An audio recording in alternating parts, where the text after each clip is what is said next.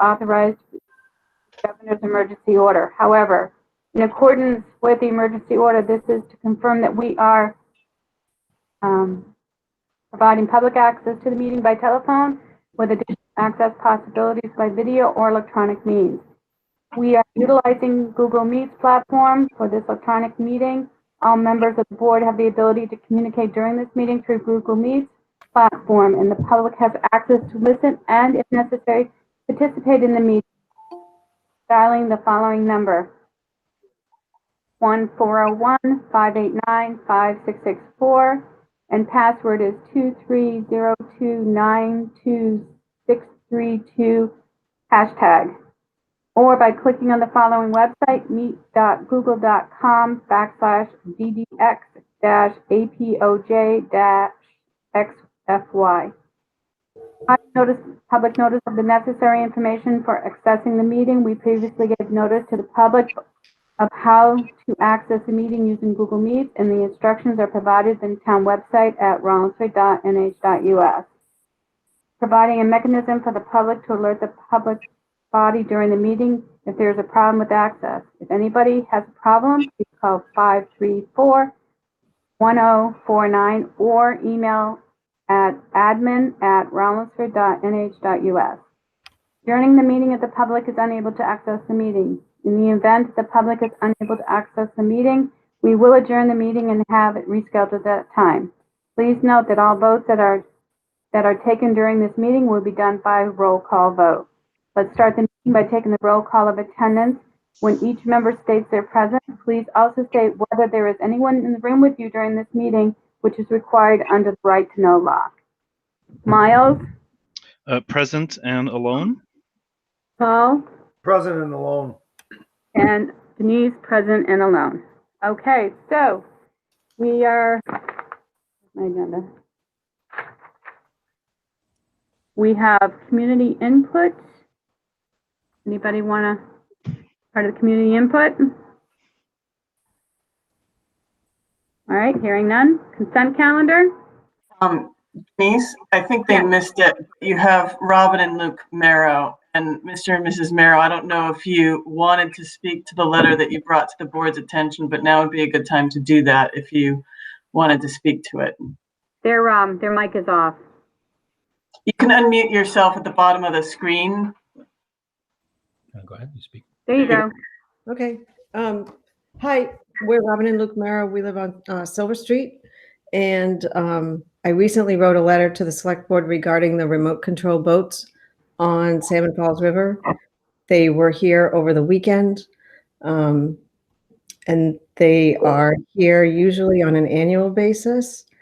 I called to find out if they had a permit to assemble down there on Saturday, and they, according to the person I spoke with, they did not have a permit.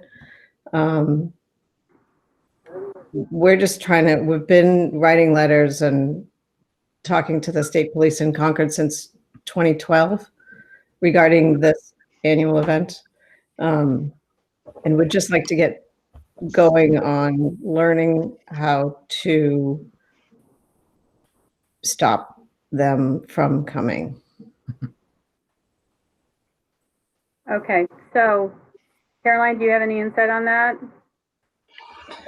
Well, the insight that I can provide is perhaps limited. What I can tell you is that the use of the water falls outside of the jurisdiction of Rollinsford. It's the New Hampshire Department of Environmental Services, at the very least. It may also involve Maine Department of Environmental Services, where there's also a state line there. At least primarily New Hampshire DES. The town only owns the right-of-way to the river that is the boat launch itself. For sure, people should not be blocking access, and that I think is something that you could potentially call the police department if people are trying to gain access to the river and they're not able to because it's obstructed. I think that's certainly an issue that we could help with enforcement about potentially. With regard to the setting up, I know that sometimes in the past they've set up campers and they certainly have tables and chairs and a number of people congregating in that area. The land, my understanding is all that land is owned by the American Legion, and the town would have no purview over whether or not people congregate there. The restrictions in New Hampshire around gatherings have been lifted. So as far as the virus goes, there's no limitation on groups of people right now. And there are no mandates about wearing masks. So I guess to look into the matter further, you might bring your concerns to the American Legion and see how they may or may not be willing to regulate the property and allow its use or not for that purpose. And then I guess the other concerns that you brought up in your letter around wildlife could be brought to DES and the attention of DES, and possibly even Fish and Game. I don't know if Fish and Game would have anything to say where you're speaking specifically about wildlife habitat and the disturbance of habitat. They may be helpful too. I don't know, we have the police chief on the call, and maybe he can comment about assembly permits and whether or not they're really required. I remember a number of years ago when this came before the select board, we learned that there wasn't, that the town didn't have any authority to just shut it down. And we stopped granting permission for the event because the group learned that permission was not even required of the town because the body of water is regulated by the state, and the access was public. So they stopped communicating with us, and I would have to look into history about what the name of the group is even. So my understanding, and I may not be correct, is I think they got permission from the state, or they went through the state and the state thought that it was okay. But of course, that answer might change if you are bringing up concerns about wildlife, whereas they're talking about an activity that they're promoting, and they may not really think that there's an impact of wildlife. They may be talking about the same event in a different manner. So that's about as much as I can say about it. But I don't know that, an assembly permit is really needed where it's a public access point. So the boat ramp belongs to the town of Rollinsford, Yes. and the land leading to the boat ramp belongs to the town of Rollinsford. No. My understanding is it's actually a right of way, and that all the land along that side of the river belongs to the American Legion. We have a right of way from the road, which is a right of way. In that one area, there's a right of way that connects the road to the water. But don't confuse a right of way with the owning of property, because that doesn't mean we own the property. Yeah. Is there anything that the town owns between the road to the water, or is the boat ramp itself owned by the Legion? The boat ramp itself is not. Well, the property underneath may be, and I could look into where the assessing maps show the boundaries to be, but they probably own the land, and the town, at my recollection, as far as I recall, all of the land belongs to the American Legion, but that the town has a right of way that permits public access from the road to the water, which is not to say that they own it, but that it's a right of way. Okay. Yeah, that would be useful to know. I think where we're going on this, I guess, is twofold. We'll talk to the folks at the state. We've already done that. I'm actually pretty amazed at their unwillingness to do something. It seems that in general, it seems like the kind of modus operandi here is just assume these folks can monopolize the boat ramp, make a ton of noise for an entire day, sometimes 2 days at a time. And it's assumed they can, as opposed to the opposite, which is the onus should be on them to show that they're not inconveniencing the residents. and they're clearly inconveniencing the residents. I mean, we've got Agreed. pictures of the boat ramp. You can't get near it. You can't go in the water with these remote control boats doing. 80 to 100. Yeah, miles an they're hour. hauling around that circle, and it's loud as hell for 8 hours a day. They're coming back on July 18th, apparently. So if I don't know that, because again, they're not communicating with the town about this anymore. The other thing is, if it's really loud, there is a noise ordinance, and perhaps it's loud enough that it would infringe upon the noise ordinance. I can't speak to that.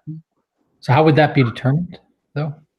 We recorded it. If it's helpful, we can play it for whoever is interested. You have to measure it, right? I don't know how technology works, if the recording of it gives an accurate representation of the decibel level within a certain distance from the source of the noise, or however it is that they manage, how they decide that there's an infraction or not. But, if the select board wanted the police chief to chime in, he might be able to be perhaps more insightful in how that works. But offhand, I would say when you're experiencing a problem such as really loud noise, then you call the police and they would go down there and they would measure it and they would determine whether it was an infraction of the ordinance. Chief, do you want to comment?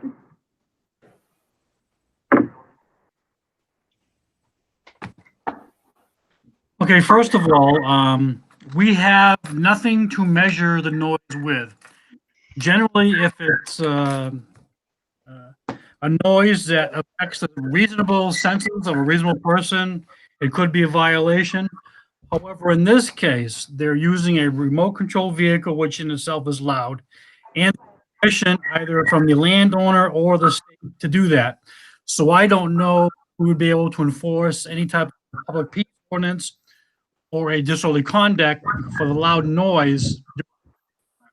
If they did it at nighttime, late at night, then we certainly could do that. But if they sanction the event and it's occurring during the daytime, I think it'd be very difficult to charge them with any type of infraction for the noise. Yeah, Chief, question on the way the ordinance is written.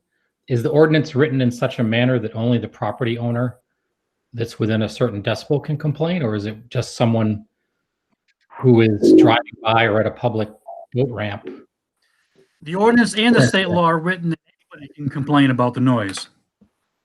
However, just because someone complains about the noise doesn't necessarily mean that it falls within the parameters of either the town ordinance or the state statute. Right. It's one of those things that, we can try to enforce it, and then it'll be up to the judge to decide whether or not it would be enforceable. Yeah, but if do we know how the ordinance is written for the town in terms of most noise ordinances? They specify a decibel level to a certain distance back. Then the question arises: a certain distance back from what? If it's a distance back and only the property owner that's affected can complain about it, then that's one thing. If it's you driving on the road and it's 80 decibels 10 feet back, then anybody can complain about it and enforce the ordinance. That's kind of my question. No, our ordinance is not written that way. It's very, very vague. Okay, if it's vague, would it be reasonable to enforce it? Not to put you on the spot. Yeah, and for a sanctioned event, it probably would not fall under that purview. But we didn't sanction the event, Chief. However, the landowner did, and apparently maybe the state of New Hampshire did. But that gets back to my point. I'm not trying to be argumentative. Sure. Yeah. But if the property owner sanctioned it, but the noise ordinance applies, albeit vaguely, to anyone who's in the area, then it's within our right to have it enforced. It's not up to the property owner to sanction it if they're making a ton of noise. May I ask a question? Is it? Who- I mean, it seems Who reasonable. organizes this event? It's a private outside organization Yeah, it's a club. from Has out anyone of town, from has away. anyone approached the Legion about this to let them know? In years past, Okay. we have. Okay, I think that might be advisable. The 18th is pretty nearby. In terms of like changing an ordinance or something like that, that's not going to happen. But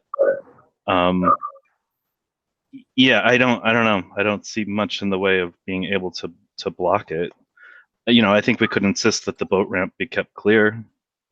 I don't think that's unreasonable at all. I mean, there's two things here. One is if you try to enforce something, it's like the noise. You try to insist, you can't, if you really enforce that the boat ramp was clear, you couldn't have the event because they're launching boats directly from the boat ramp. They're constantly All day long. So you can't access it if you really want to enforce it. But if you don't, that's the thing that's so puzzling to us is it seems like the assumption is these folks are allowed to do this. They can block the boat ramp. They can make a ton of noise. And if there's room in the ordinances as written to enforce them so they don't do it, we're just asking why we're not doing that. Because we have pictures of the cars that were there. More than half of them were from out of state. There was Massachusetts, Rhode Island, Connecticut, New York, some Mainers, and some New Hampshire folks. But most of them are not from anywhere around here. And they're basically making noise for Rollinsford. Yeah, for Rollinsford. And we're like, why are we putting up with this? Believe me, I understand. So I got a quick question. Does the Legion sanction it? We don't know that. Sure. That would be the first place to start. If the Legion sanctions it and they allow it, it's a little bit of a different story. But if they don't, Right. I think the Legion might want to be involved and say something too. Yeah, my guess is they allowed it because folks were parked. There were probably 20 or 30 cars parked the entire length of the parking lot. And if it's their boat ramp, then they took it over. Well, it's not their boat ramp. It's a public boat ramp. Right. So even though it may be on their property, it's a public right of way, which does mean that public should always have access to it. Yeah, It's meaningless when they're there. Yeah. It's meaningless. If it's a public boat ramp and there's enforceable rights to it, I don't see how we as a town can't say you can't have an event where you basically occupy the boat ramp for a day. After your email, I went down there and it must have been towards the end of the program because there wasn't anybody blocking it. There was a few people standing and some cars off to the side, but I don't know what the time frame was that they were there from the beginning to the end, but they certainly were there, but they weren't running their boats at the time either when I had gone down. I guess what we can say is we'll talk to the Legion and find out if they were part of the decision. I remember several years ago that they did come to us and we did grant them access to be able to use it. But then I don't think we've heard from them for 2 or 3 years. No, we haven't, because I believe the last time they came to the board, they said, by the way, we don't even need to come here. We've been coming here as a courtesy, and we just learned that we don't need to get town permission. Yeah. So they stopped. If it's helpful, we have photos of the event during the day and recordings of the noise and showing you know, unless you were basically crazy, you weren't going to be paddling out off that boat ramp into the path of model boats doing. You know. If you wouldn't mind emailing them, I think that would be helpful just to document the situation. Absolutely. Yeah. Thank you. And this is probably a question for another day, but if the current ordinances do not provide a path to stop this, then could someone send us a document or give us some guidance on how we would initiate an effort to create an ordinance which would? But that has to be accepted at a annual meeting, right? Yeah. It depends on what it was. Well, Yeah. What's possibly. the path? How was that done? I guess it depends. Not every ordinance needs to go to town meeting. So I think we'd have to do some more research to see whether or not this would be an ordinance, depending on what you think the ordinance should say. It may be something that the select board can approve after having, going through a process and having a public hearing, or it may be something that goes to town meeting. And if it's something that goes to town meeting, then you can have that written up as a petition warrant article and get the signatures of 25 registered voters and have it included on the warrant for everybody to vote on in March. And the deadline for that is early January if you wanted to, if that's how this moves forward. But again, it may be something that the select board can do outside of that process. We'd have to look into that. I will look into that, but maybe Robin, you and I can talk more about what should this ordinance say, or is it really a revision of an existing ordinance? And then that will help me figure out what would be the path forward. Okay, that would be awesome. Okay. All right. I'm looking for guidance on how to deal with it. It's not fair. It's not fair. The people are from out of state. There's nobody really from Rollinsford there. I think the new head of this club is from Concord. I mean, it's just, they come here to our town and make noise and monopolize our boat ramp. And, there's eagles on that water now, and there's kingfishers and heron and turtles, and there's all kinds of kids that go swimming right there. It's the height of rudeness, this is Rollinsford. It's not for, and we can't get near it. It's our town. Mhm. Well, thank you for bringing it to our attention, and we'll work with Caroline to see what we can do to help you. Thank Thank you, you. everyone. Appreciate it. All right. Thank you, guys. Thanks so much. Thanks. All right. Any other public comment? All right. We're going to go to, did I already do the approval of the minutes? No, right? No. Consent, anyway. All right. So, okay. So, I have it on my screen if you want to see it. You've got the consent calendar minutes of June 15th. right. So, I'll make a motion. We approve the minutes from June 15th, All or right. approve the consent calendar, actually. And I'll second it. okay. Any further discussion on that? Nope. Hearing none. Roll call vote. Paul? Yes. Miles? Yes. Denise? Yes. Okay. Minutes of the 15th have been approved. Okay. Department head business. We have a non-public with the police chief. Are you hanging around, Ed? Is that a yes? Okay. And Mark, and you guys gonna be around for a little bit? We have to go into non-public for a few minutes. You all set? Yeah, it's fine. We'll be around. Okay. So we are going to depart from our meeting and go into the other. Actually, why don't we make a motion to go into non-public? Yeah. I just I'll make. all this process. That's all. Yeah. So go ahead. Okay, sorry. I'll make a motion. We go into non-public for RSA 91A:3, Section 2, letter A for personnel. All right. And I will second that. All right. And roll call. Miles, Yes. Paul, Yes. Denise. Yes. Okay. So we're going to go out into the other meeting that was sent to us as well. Okay. So for the members of the public, you're welcome to stay here, and people will be back after they have their non-public briefly. Salme, if you could get your cell phone, and we can check to make sure we're clear on the other end. All right. Okay. I'm So gonna I go see in Paul the- and Miles have left the meeting, so I'm going to go. Yep, I'm going.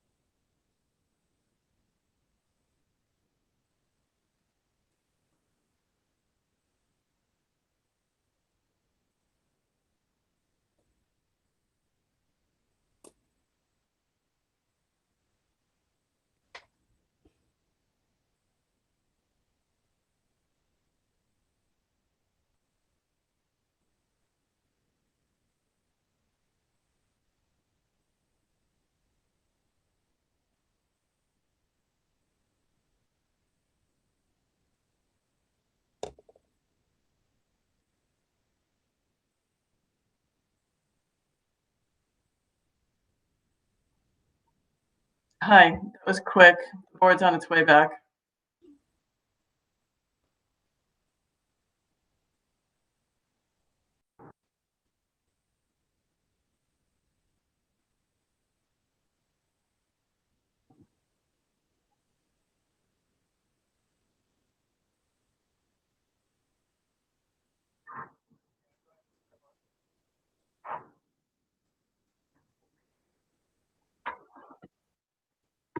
Okay. Okay, if we're all back, okay, we're going back, we're out of non-public and proceeding with the meeting.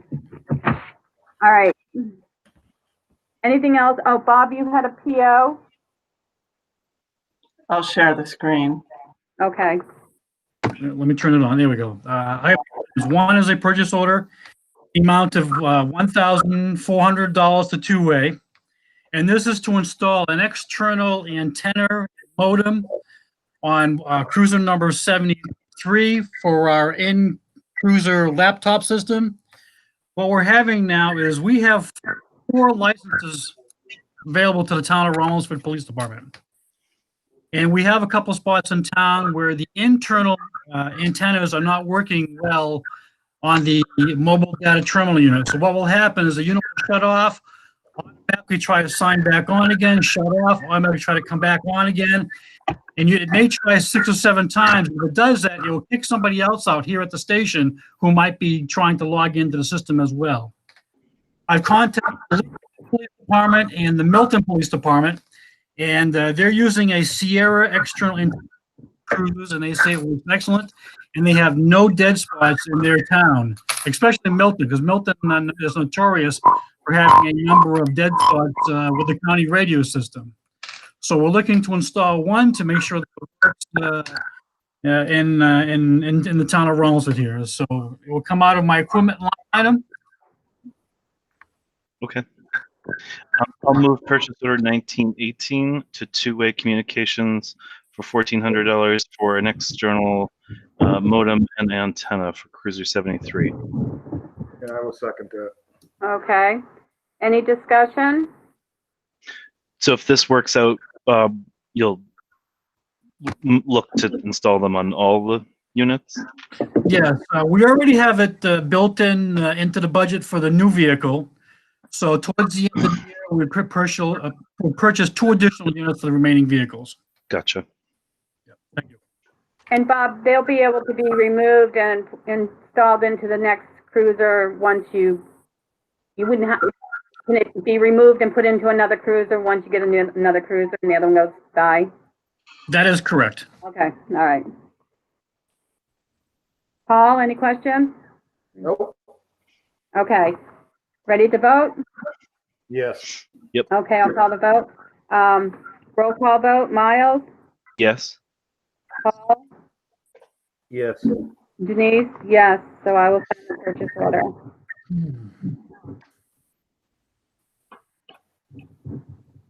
All right, And the last item that I have is, June 30th is upon us tomorrow. I am at the town to extend the town's hazardous pay for the police officers going into the next quarter. We've been fortunate so far that we've only had 1 incident that would apply to. However, with COVID still as active as it was a couple months ago, this is just another, a little bit more reassurance for the officers in the event that they have to go hands-on with somebody. okay. Do we have to vote for that, to have it extended? Yes, okay. Somebody want to do a motion? I'll move to move that forward. Sure. I'll second that. Okay. Open for discussion. Any questions on it? So what time period are we authorizing this for? Like month to month or a couple of months at a time? How about the next quarter, next July, August, and September? I'm okay with that. Miles. Sure. Makes Okay. sense. All right. So authorizing it to be extended for the next quarter. Any other questions on that? Okay, hearing none, I'll call the vote with a roll call vote. Miles, Yes. Paul, Yes. Denise, yes. Well, thank you very much. That's all I have for you. Anything for me? Bob, I just got a quick question. What's the town ordinance for fireworks? They must have a permit. And the fire department will issue the permit if they feel that the fireworks can be set up safely within the area that the permit is asking for it. Okay, And only state allowed permissible fireworks can be set off. so it's pretty tight. I got it. Thank you, Bob. You're welcome. Okay, any other questions for Bob? No, I'm good. Okay. All right, thank you. Have a good night. Bob. Have a good night. Thank you. Thank you. I'm gonna let Ed go because he was here before, and then we'll do fire. Ed, are you, okay, there you go. All right. Yep, here I am.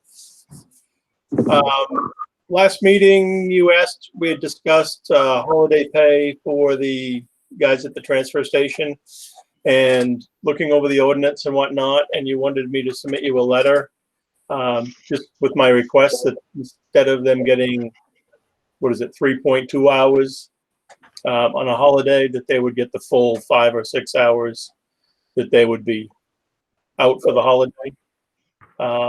Didn't know if you had a chance to look that over. I did get it, but we haven't discussed it as a board yet, but. Okay. Did you both get it, Miles and Paul? I did, honestly, I have not had a chance to read it. I got it. Okay. All right. I got a the chance other- to read it. We could talk about it, I guess, but we'll talk to the board, but I think it's fair for the employees to get that. Okay. All right. What else you got, Ed? The next thing, the only other thing I have is closing on Saturday, 4th of July. Personally, I think the transfer station ought to be closed that day because it is a federal holiday. The guys don't get hardly any holidays they don't get any breaks on a Saturday. So it wouldn't be a bad idea to, seeing as the 4th is on a Saturday this year, just to close the transfer station for that day. We'd of course be open the following Monday afternoon and evening like we normally would be, and I would bring in Gary Karen, my Saturday guy, for that Monday, just because there may be extra work where we would be closed that Saturday.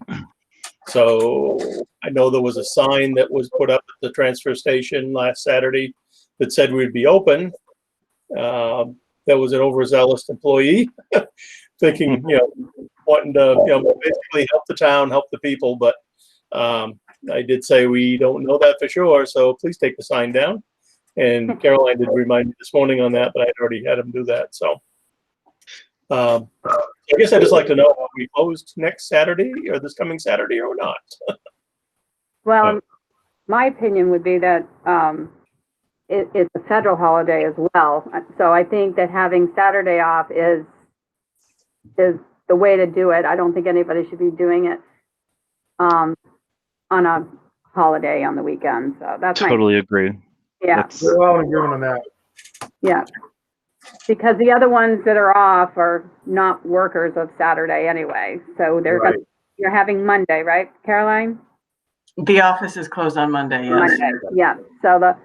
So I totally agree with having Saturday off. I don't even think people would have expected you to be open on Saturday, to be I honest. wouldn't think so either. I didn't expect you to be open.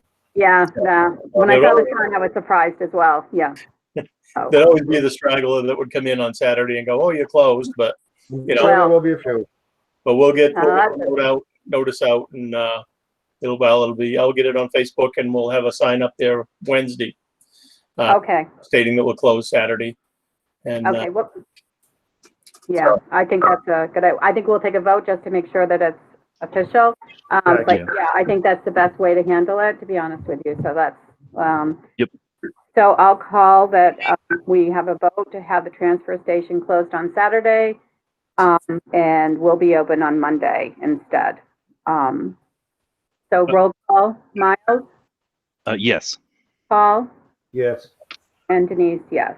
So, do you have another employee there? I saw someone different on Saturday. That was someone that Bob sent me over that had to do some hours for the town. Oh, okay, Um, we can Yeah, accept it then. we've done that before. Oh, okay, Yeah, I guess they said he worked out fine, did what they asked, and he did his 6 hours there Saturday, but I guess I gotta call Bob. He's going somewhere, he wants to go somewhere else for the next 6. So Wow. I guess he had 2 choices, so. okay. In town, he took the closest one, and I guess it might not have been up to his standards, I don't know. Okay. But either way, so he's got 6 hours down and 6 to go, so. Okay. Yep. All right, So- very good. Do you Yeah, have so anything else? on behalf of the employees at the transfer station, thank you for allowing them to close on Saturday, and they'll have a well-deserved Saturday off. Good, good. Yep, Very that's good. all. All right. George is still on vacation this week, so I'm running the highway and staying busy. So All right. always things Well, to thank do. Okay. Good to hear. Have a nice Thanks, Ed. holiday. Yep, have a Thank you, good Ed. night. Bye. Good night. Good night. Okay, so we will go back to fire. Mark All right. muted or something. Or Fire is there you here. go. All right. I know we didn't have anything on the itinerary, but we just want to bring you up to date on some of the things that's going on up here. Paul, a minute ago, you had a question, Chief Ducharme, about fireworks permits. Yes. Well, there is a permit, and he signs it and we sign it. We'll go out and inspect an area of people that wish to have them, and then they get a copy of the permit that they keep themselves. We've got like 7 of them right now. They're supposed to get them 14 days before the 4th of July. That kind of is never really adhered to. But if I get them a few days before, a lot of times we'll just turn them down. But I'm glad it's raining out, because I suspected that we were going to have some issues in town, because it's already, I've seen it where people have their own private doing their own shows, so they help us there. But we do have a system in place, and again, as Chief Ducharme said, the biggest portion of it is it's only the ones that the state allows. Anything that leaves the ground basically is not allowed. But we all see them in the sky when we're around town. Okay. Someone had quite a display out my way on Saturday night. Well. Yeah, Sean part was of the telling me reason that. Part of the reason I did ask is because, I mean, now we're getting the rain. It may not be as big an issue, but it was getting pretty damn dry. Oh, that was our issue up here too. So it's definitely nice seeing the rain tonight, and hopefully we get a little bit more. So that'll be I good. agree. Okay. Thank you, Mark, for that. Yes, sir. The other thing, Caroline, have you said anything to the other board members about the issues with the tank truck? No, I think I haven't. I was going to let you take that honor. I was hoping you would brief them tonight about that. That's why I am here. I'll start that ball rolling right now. About a month ago, we got ourselves some work done on our pumps. We had them serviced, and we had a couple issues that we had to have fixed. And I remember I explained some of that to you, because we had some failures in some of the components to the parts of our pumps.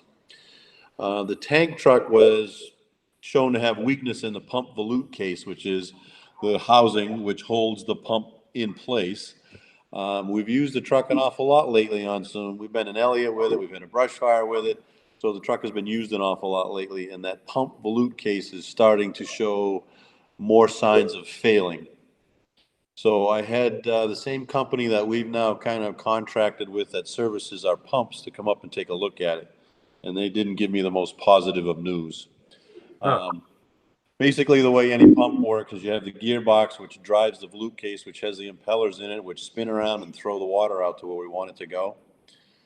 In the case of the tank truck, that volute case is, so they're telling me we may have to replace that section of the pump. And it's not a cheap fix. So I talked with a gentleman last week. He was supposed to follow up later in the week. He hasn't yet. I'm going to give him till Wednesday. I'm going to call him back. He was trying to get held to his parts peoples and his suppliers and try to give me a number. And I have a number, and we're hoping to try to work our way underneath it. But what I've tried to do, and what I've already looked at and I've discussed with our other chiefs, is some of the money that's within our budget that we had earmarked for some other things, that we may change that tune and not spend that money and be able to use that for some of the work on the pump. One of the line items is the one that we use, and I know, Caroline, we can always get in a problem with this. Like, the money is earmarked for one thing, use it for one thing, and I get that. We have the money that's earmarked in there for our radio upgrades and whatnot, and that's a large sum of money. And if we take some of that issue comes around, what I'm trying to do is I'm trying to find money within the fire department budget so that we can cover the majority of the issues that's going to be with this pump. That's what I'm trying to do. We're kind of going to pull back on some things that we may have been buying to try to leave money within our budget to cover some of the costs of this thing. That's where I'm headed. Well, you can't use Questions? any money that was on a warrant for any What's other. that? You can't use money that was on a warrant for any other purpose. I know that. I'm not going to a warrant. I said it was within our budget. No, let me finish, Mark. You were saying about the radios that you didn't know if you could use your radio money, but that wasn't a warrant, right? Nope, the money is in our operating budget. Okay, then that shouldn't be a question. Yeah, no, I understand the warrant and how it's gonna work and all, but the money that we're looking at the different line items within our budget, and we're trying to say, okay, let's hold back on this purchase, and this purchase, so that when we get near the end, we'll have that money available. Try substantial cost. I don't have the final number, but it's gonna be substantial. So I'm just trying to find ways that we can try to save some of it within our own operating budget. You're scaring me. I'm scaring you? Why am I scaring you, Miles? Well, you're not saying the number. Nobody's asked me. What is the number? What's Roughly, the number? ballpark. $20,000.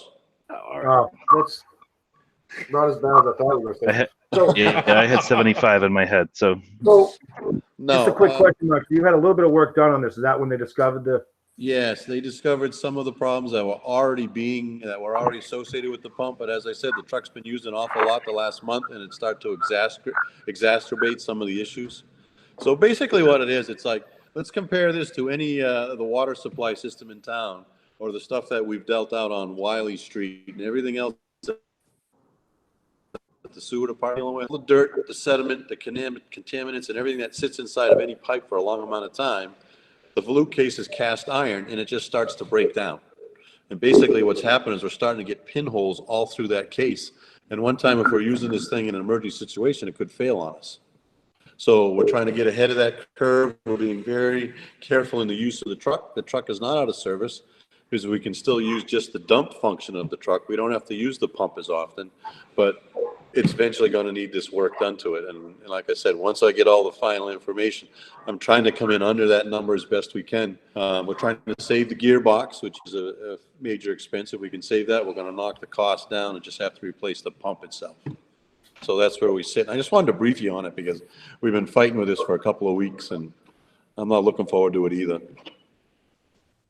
It's just age. The pump is 17 years old, and it's just showing signs of age. The cast iron is just failing because it's old and starting to deteriorate. That's the bottom line. okay, Any other questions? just a quick question. So are you talking about replacing the blue cast iron thing or the whole pump itself? Just the volute case to this point, but inside that volute case is a bunch of vanes. They're like, think of it as a windmill or the blades of a fan. Yep. Those inside are probably deteriorated also. So they'll replace the case and they'll replace all those guts. And that's the major portion of the pump, is those two pieces. All right. So the motor that runs it from I didn't hear you. What he said. So that's the gearbox that he mentioned. Sorry, this is Sean. Yeah, the gearbox Yep. drives that pump section. Okay. Good. And the rest of the tank truck's in good shape as far Okay. as, the motor and, the All right. tank itself is a poly tank, so we Yeah, don't have to it's- worry about that. It's just getting to the point of its age. You got a 12-year-old hot water heater in your basement. How long do they last? 10 years. After 12, 14 years, are you thinking it's going to let go? This is No, the same kind of thing we're dealing with here. No, I got a pretty understand how those things work. I worked on pumps for a while, so I got what you're talking about. There you go. Yeah, I got some pieces here that I use for training, and it shows how much things deteriorate over time. And the thing with that truck is it'll sit there and we won't use it at all for months. all that sediment sits there and starts chewing away at the cast iron. Then we start using it. We're stirring all that stuff up again. And then we just keep going through this cycle, and we've reached the point now where it's getting to the point where we need to take care of it. Okay. I will let you know when I get all the information. I'm still trying to gather it as of right now. All right. Chief, if I could ask a brief question, does the pump operation transfer to a different vehicle when we replace the vehicle? I didn't get all that. You broke up through that, Carolyn. Did you hear what she said, Sean? So the tank truck is unique. So unlike the engines that we have multiples there for redundancy, the tank truck is the only one that we have.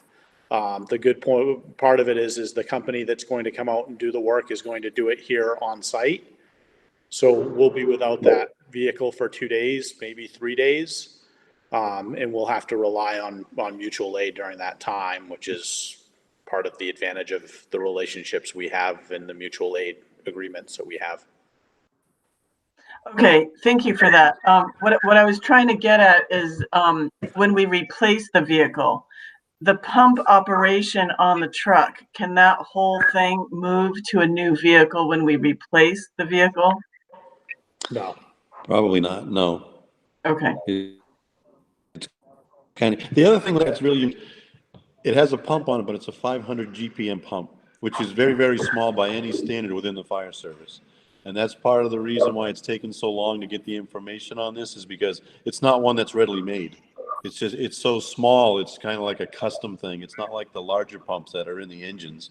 So they're having trouble finding some of the components that they need to replace these parts because it's so small. In reality, most trucks like that now that are tank trucks like that have larger pumps that are in the 1500 range, which is what we have on our bigger trucks. That one was just designed and built as a small nurse rig, which is fine. But because there's very few of those pumps out there, it's just something that they have to do some digging to find all components. So that's the other thing we're against. Thank you. Yes, ma'am. So a couple other things we might want to update you on. One is the heating thing. Yep. Let's get some information, Caroline. We've been running it by you, is the upgrade to the station as far as all the internet stuff goes. Sean's been working on that, so he can update you on those two items. Yeah, I got actually 3 for you. So the heating system, they're going to start installing it July 16th. So there'll be a crew here from Gagne this week of the 16th to start the heat install, remove all of the other stuff. The company that's going to remove the oil tank has already put in for DigSafe. So as soon as they're able to do that, they'll come out and remove that tank. The forestry, we actually have the VIN number for it, and it will be built the week of July 20th, which puts us on schedule for early September delivery, as long as there's no massive resurgence of COVID. Batteries back down, but it should be built the week of July 20th. The third thing, we've started to try to increase the internet landscape of the fire department. So we ran some cables over the weekend, and we're trying to get that done. The initial cost for running all of the cables and kind of that stuff is going to be under that $500 mark. We do have a budget line item for it. And then I've been talking to Tom about equipment. The equipment that he recommended just for one piece of it was about $1,200. I have looked and found stuff that we can run the station for that will more than meet our needs and the needs if we need to become a public shelter. For all of it instead of just one piece. So again, we have that in our budget this year, but because it is an upgrade so that we can have Zoom calls and do the things that we're now required to, I didn't know if the board would want to also put in for reimbursement for that. Caroline, we have to have that in by August, right? We have till August? It is for expenses through the end of August, and the final deadline is the middle of September for submitting those expenses. Okay, So I can order the stuff right away. I just didn't want to order anything without, talking it through the board. I realized that there's a limited amount of funds that you guys can get reimbursement for. So, this would give us access, wireless access in both the old and new station. It would give us a secure gateway to the internet to prevent, infection of the town computers. And then it would give us connectivity for, in each of the offices for hardwired connections. Okay. and how much is that, Sean? So the cabling and all of that is just under $500. The internet equipment is going to be, I'm just grabbing my phone so I can give it $825. My suggestion would be to do it in 2 orders to save the town money and just use a credit card, because the company charges more if you use purchase orders and all of that. So I would order the security gateway as one item and then the access points as a separate. Sean, just because something is never simple, that should be simple. If you wanted to put that on a personal credit card, and I would be, grateful, but disappointed to have to ask you to do that, then we can certainly reimburse you for that. But I want to let you know that the town credit cards don't have a threshold that high. Right, and that's why I would do it under $500 and do 2 purchases to be under the $500 limit. So the $500 is a town limit. I don't know that it's the credit card limit. I would want to revisit that with the credit card company, because we might have, just because it's separate. So I'll look into the credit card agreement and make sure we know what the, that it also agrees with the $500 threshold before you make the purchase, so that you're not stuck in a problem. Okay. So I'm more than happy to use my credit card. I guess I would have to officially put in a PO, and it would be for $825 to Ubiquity Networks.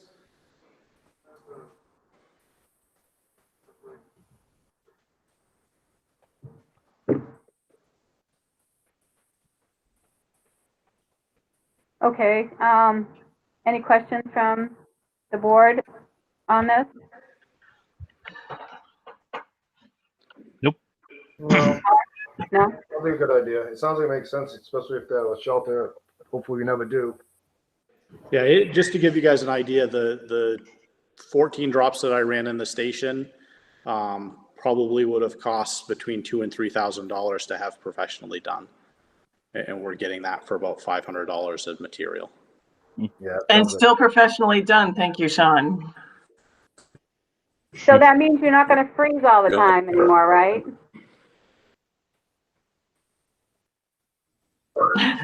You froze. Yeah, froze she up. just proved her Yeah. point. Good timing. No, that's what's to prevent all of this is. Freezing up. Okay, Yeah. then it's money well spent. So We gotta put who a knows vote how long we're on going to be doing this. Okay, so I'll need a motion. Do we have a purchase order? They're going to bring a purchase order later. We don't have a purchase order yet. So do you not want to do any authorization to do it before he buys it? It's already- They can have the submit one. authority to buy whatever they can buy under the $500, and then this other purchase that's over $800, he'll have to come back with a purchase order for. Okay, because he's already done the 500. Right, but that's okay because they have the authority to do that. Yeah. Okay, all right. So you're going to So I put it think on we're good. this order to have it totally on there then? What do we get? We don't need authorization to do the cable at all? Or do we want him to do the PO with the containing both of them? For the records anyway. So the cable stuff, I bought roughly $230 worth of cabling from Home Depot. and then the actual connectors and patch panel from Amazon. So they were two separate orders. The Amazon total was $248 and the other one was $230. So it's two separate credit card transactions On the department's credit card or on yours, Sean? on the department credit card. Oh, okay, then we're all set. I'm sorry, I misunderstood. Okay. As long as it's on the town one, we're good, right? And so then he'll do the PO for the 8/25 next meeting. Correct? If that's what the board would like me to use, I can do that. Probably should to get it ordered, right? But we're okay with him ordering it, correct? Yeah. Okay. By consensus. Go forward and then just follow it up with a purchase order afterwards, okay? Receipt? Yep, Okay. thank you. That'll be Thank coming. you, John. No problem. All right, I have a question about the furnace. Yes. These Pegania things are not signed in the folder. Am I supposed to be signing these, Caroline? No, they've been signed. Those must just be extra copies, and I apologize for that. And no worries, it should be fine. I'm not sure why there are extra copies in there. Okay, so all of this is, I'll put it back in the folder and you can destroy if you don't have, if it's not what, then I'll sign in. Yeah, but we're all set with them. Okay, Thank all you. right. Okay, anything else from fire? Mark? Good. Anything for us? No, I don't. No? All right. How about you Thank guys? you. Good. Enjoy the rest of your meeting. I'm good. Thank Okay, you. Paul's gone. I don't know where Paul is. I guess we're all set.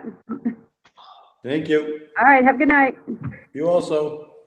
You got like 4% left on your rig here. I was waiting All right. for it to go.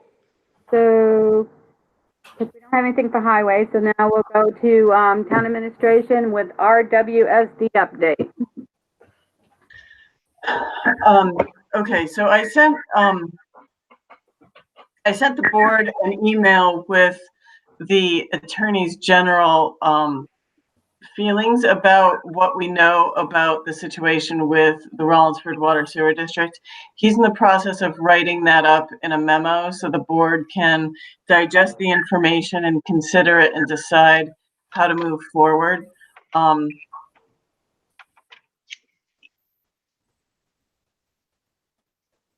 The more you want to have come out of this case, the more time and energy on my part and the attorney's part is going to take to bear fruit with that level of recourse. So that's something to think about as you digest the memo from the attorney. I haven't received that yet, but I'll forward that when we get it.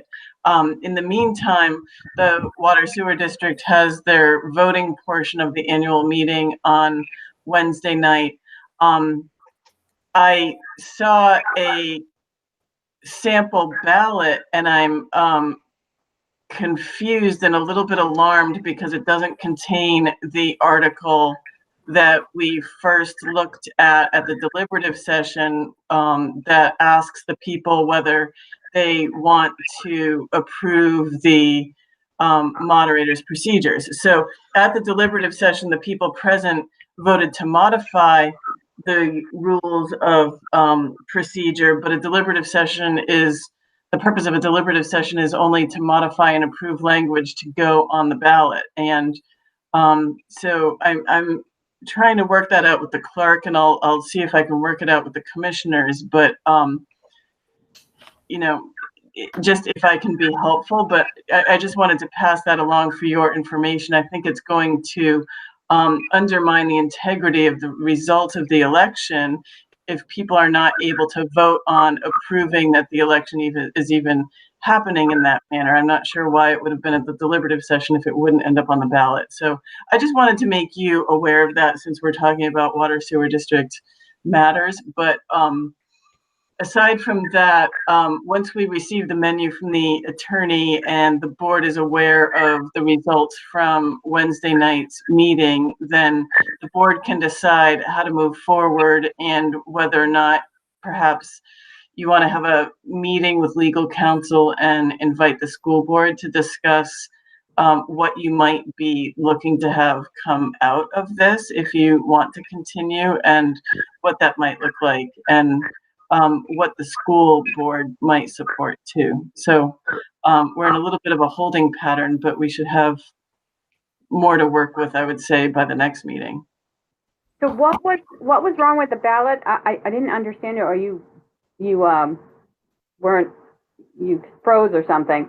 Are the names on the ballot of the positions up for election?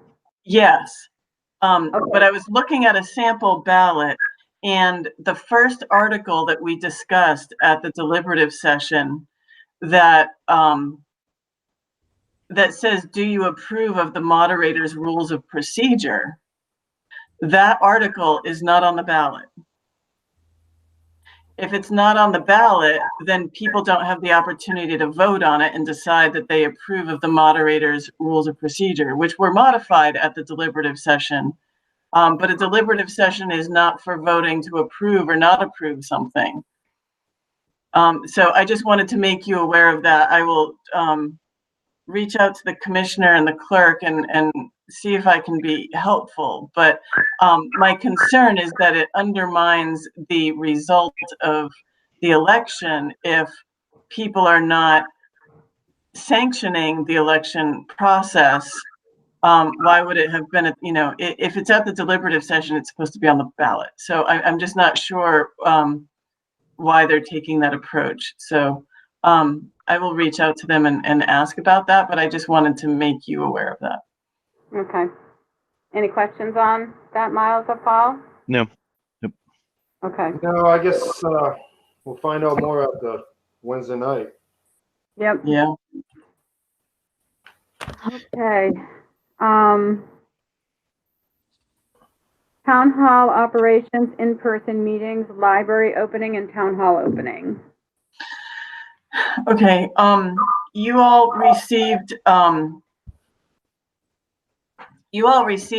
the library's plan for opening the library. The library is now open to some degree. People have to wear masks, and they're doing delivery of some things for some people as they request. The library brought that to your attention because it is recommended that you have opening procedures approved, or you should have them reviewed by legal counsel. It is always, the advice of the municipal association that you have things reviewed by local legal counsel. So I put it on the agenda just because they brought it to your attention. The other thing is that as much as possible, the opening procedure should be the same across facilities.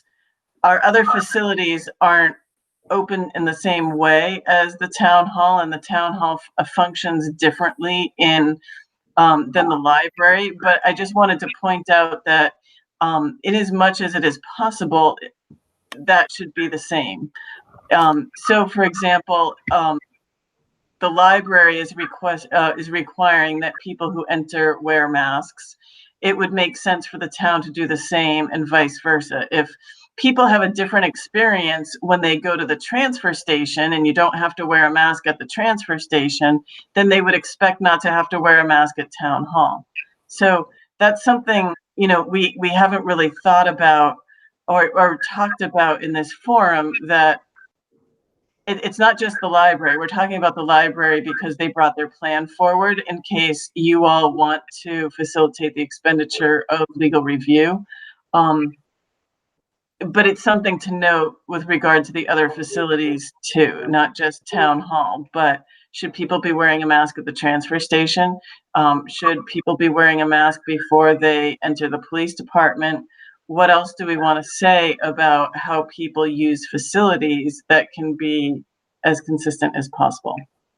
So the library is the first thing, and whether or not you want to submit it to legal review, it would make sense to submit the whole opening plan for the whole town for review at the same time if you were going to submit anything to review. I met with Tom Clark as the health officer and Chief Ducharme this past week, and we discussed what opening might look like at Town Hall. And Chief Ducharme graciously agreed to write up that plan in a phased approach, as we discussed, with the first approach being having the front office open.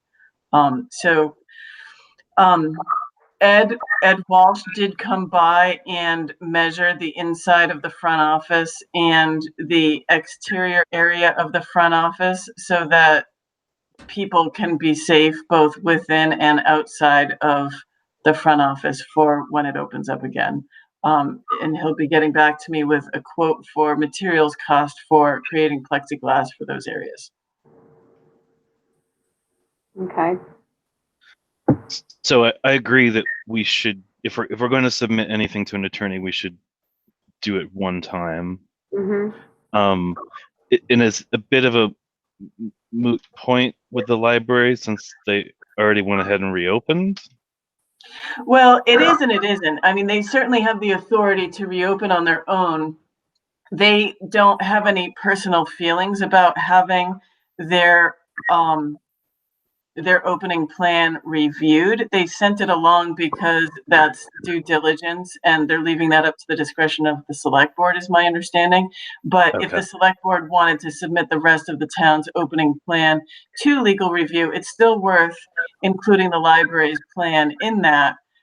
Because if something is recommended to be corrected, then they would be open to hearing that it should be corrected. That doesn't mean that they would necessarily correct it, because the trustees have their own authority to do that or not do that. But it, you know, if they're open to review, I'm sure they're open to what the review has to say.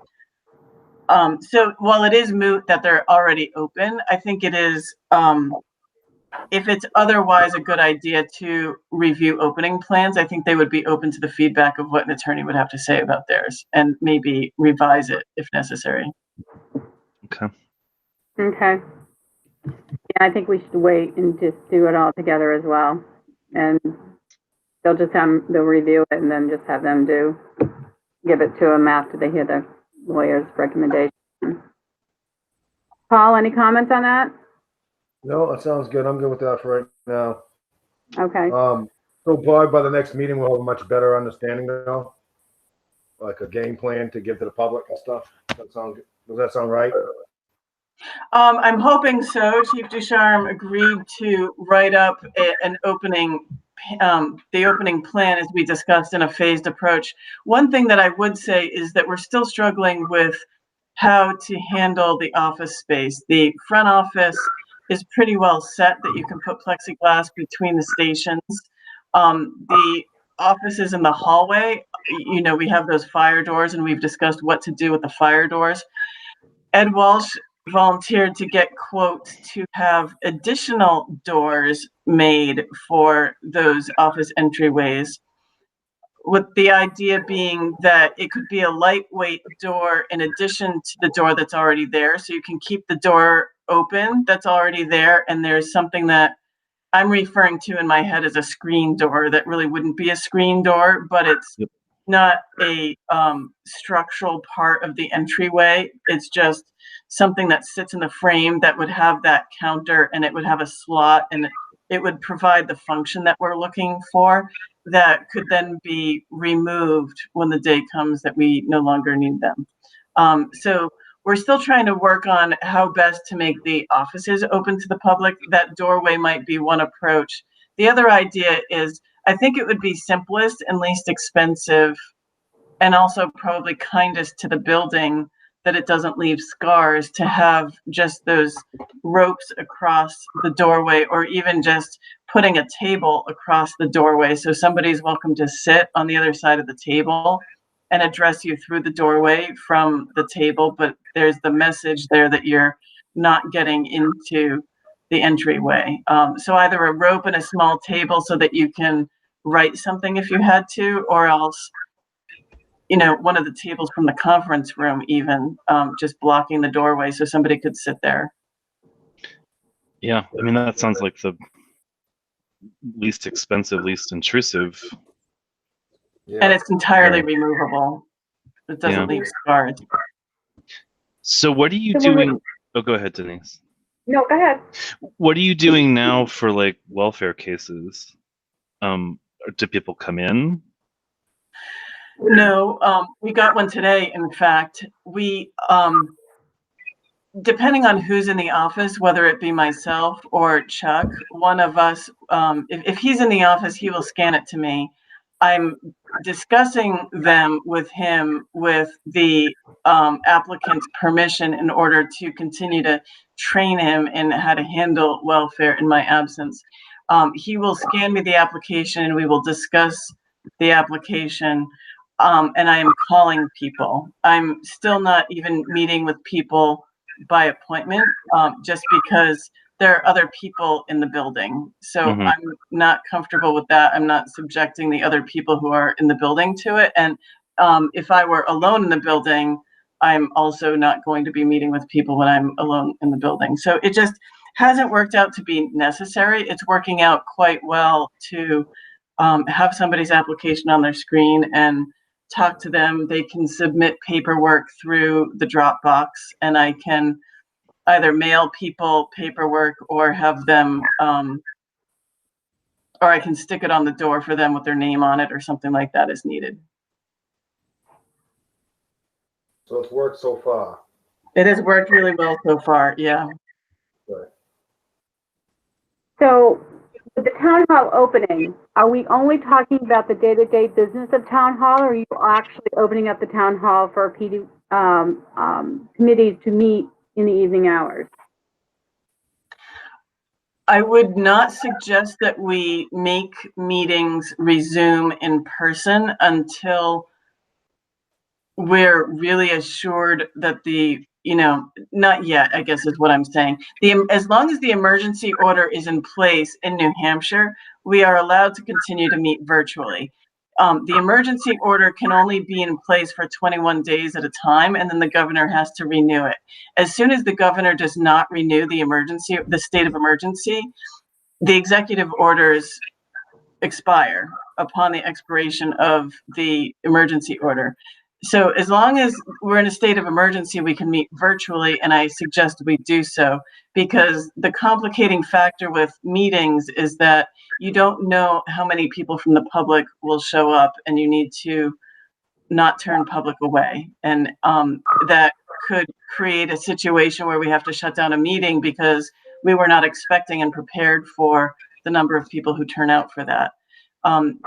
You could try to take a chance with a committee that maybe doesn't ever garner any public interest and see how that goes. But at the same time, on a screen, you can at least share a screen. I'm not in favor of that. I'm just saying you could try that. The benefit of meeting this way is that we can all be looking at the same screen, at the same thing at the same time. If we meet in person, we're still advised to follow social distancing guidelines. So it's kind of hard to know, we're looking at the same piece of paper and to hear each other well when we're dispersed throughout a room. So that's up to the discretion of the board, but that is my advice, that as long as we are still in a state of emergency, that we continue to hold all the meetings in this virtual way. Yes, I'm certainly not advocating to have in-house meetings yet, but knowing that the budget committee will be having one in July, I want to make sure that they're aware that it's still going to be not in-house, but virtual. Right. So that are happening as well, but I know that, budget committee is usually about the third week of July.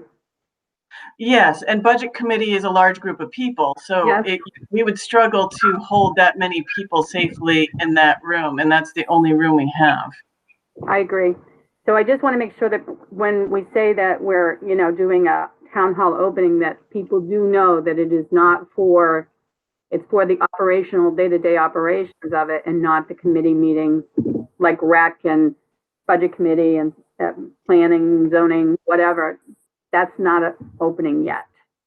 Absolutely. I think that's all in how we control the messaging, that, when we have a plan that's been approved by the board, we put out the plan and say that on this date, we're starting with phase 1. This is what that includes. This is what we hope phase 2 and 3 to look like. but we're not ready for 2 or 3 yet. This is phase 1. This is what it looks like. And we can put in that message that we're continuing to hold messages virtually, and we'll let you know when that changes. Okay, I just want to make sure I understood that. Thank you. Any questions on the town hall opening?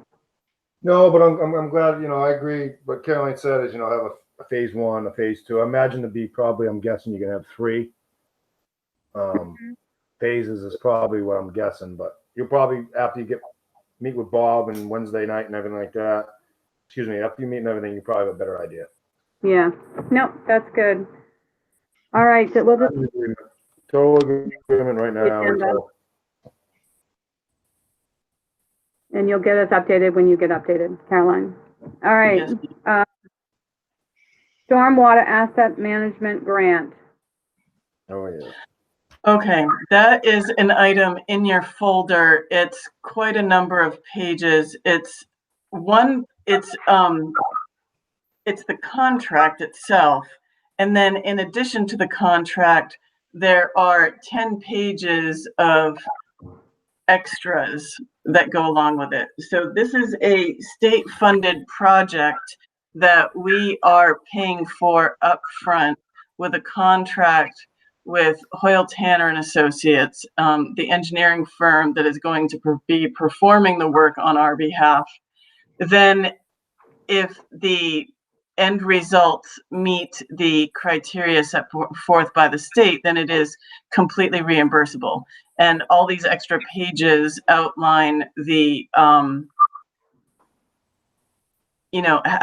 this works, what repayment looks like, what all the terms and conditions look like. So Denise, you should have a printed copy of each one of those sheets. Board members, I emailed that to you earlier today. We've revised the scope in the stormwater committee. The result of this grant is that we will have an interactive GIS map of our stormwater infrastructure and its conditions. We'll be able to upload every year when we inspect our catch basins, we'll be able to upload the information from those reports into this interactive map. So it'll be live and stay live. There's some flexibility in the scope. We're going to try to purchase a tablet for the highway department with these funds to allow them to input data about infrastructure directly into the map once it's created. And there's a good deal of training that's going to have to take place for the highway department and myself in how to use this map once it's created. And all of this helps us to stay compliant with our MS4 EPA stormwater permit. Okay, so what do we have to do tonight on all of this data here? I think it would be enough when to vote by roll call to authorize Denise to sign the contract and all the associated paperwork with the contract. And the board knows what that is, all the terms and conditions of the loan. It's essentially, a forgivable loan. Miles left his seat, but we can. Okay, Paul, have you read this? I don't think I've seen it, but I don't think I've read the whole thing. And so Have you? what's the deadline, Caroline? No, I haven't read it all, for sure. What's the deadline for us to sign this? It really needs to be signed tonight because it's due to the state tomorrow. And I apologize for that. I was hoping for more time. The Stormwater Committee took extra time. I had questions about the scope, and there was a little back and forth with engineering firm, and the deadline snuck up on us. So I apologize for that. If you'd like, I can do a screen share of the documents and we can go through them one by one. Yeah, oh, miles back, okay. What is what's the financial cost of town? It will be, the cost is $30,000 and we're going to pay the $30,000 up front. But assuming that the end result meets all the specifications of the state, it's 100% reimbursable. So ultimately, there is no cost to the state, to the town. The state has approved the contract.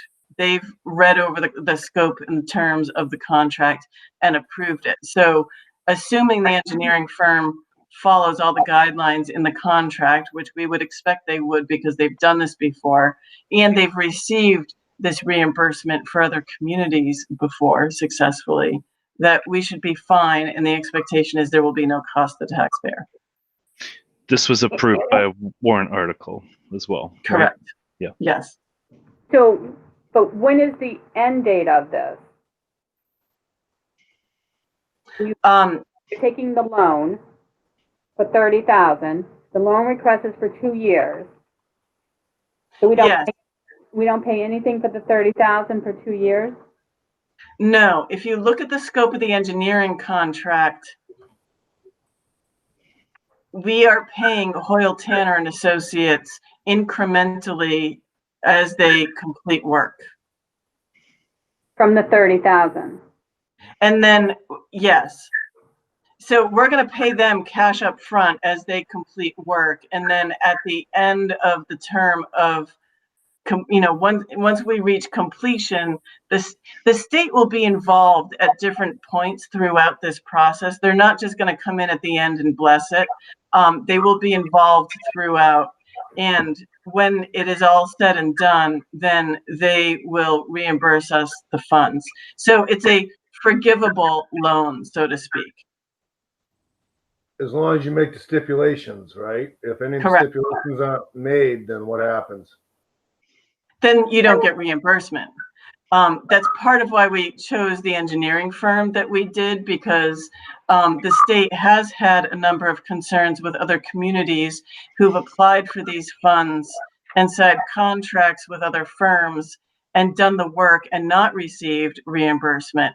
So the state has actually gotten more involved and more restrictive with these funds.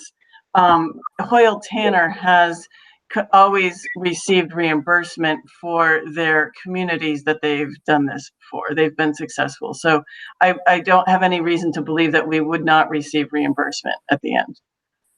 Okay, that's good. So And we have a long-standing relationship with Hoyle Tanner. Yeah. Okay. Yeah, we do.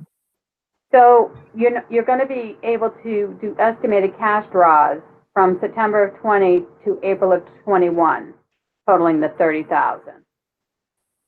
Correct?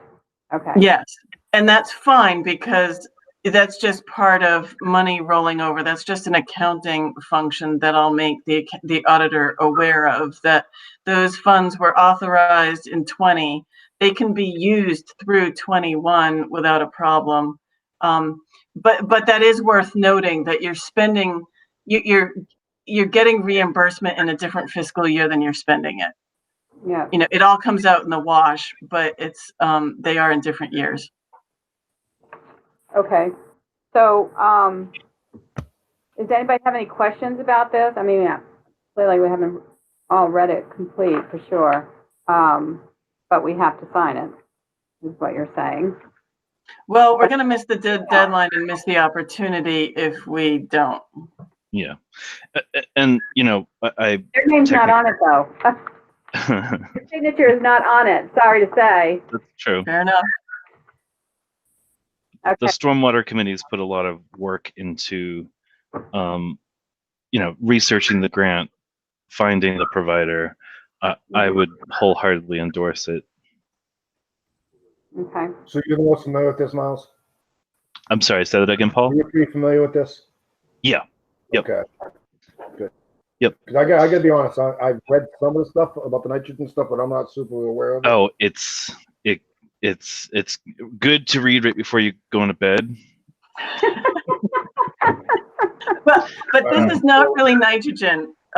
This is not directly nitrogen related, though. Nitrogen is part of a stormwater discussion, and it does have stormwater implications. Nitrogen is much bigger than Yeah. and separate Right, from the that was stormwater a permit. different issue that we may not be able to handle. Okay.